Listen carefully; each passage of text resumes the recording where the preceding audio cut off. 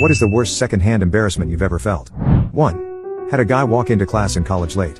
It was auditorium seating and the only open spaces were on the fourth row in the middle, about 25 rows in total and about 50 seats per row. This guy walks in and sits down 15 minutes into lecture and opens his laptop, which as soon as the lights boot up starts blaring Korn and at the build-up to the big finale to boot. He couldn't log in fast enough or mute it since he wasn't logged in. So he slammed it shut, put it in his bag, and walked out with it still blaring at full volume. We heard it finally stop as he was about to leave the building. 2. A girl graduating from college falling down repeatedly on the stage. She fell at least 3 or 4 times and it was like something invisible was sweeping her leg out from under her. Even she had a WTF expression on her face. 3.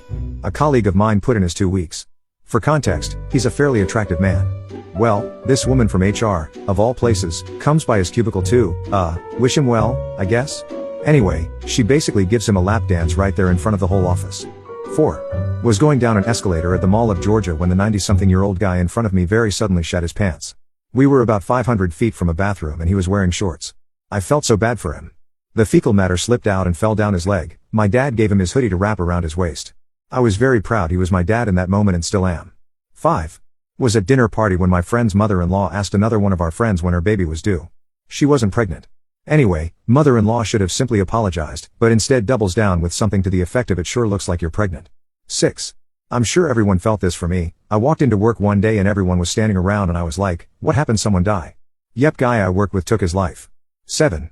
That video of a guy that was rejected on the beach so he rants about how his daughter just died and he's attractive. 8.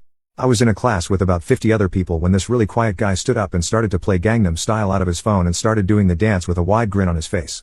Nobody laughed and so he sat down after about 10 seconds of singing and dancing and the lecturer proceeded to carry on with lecture.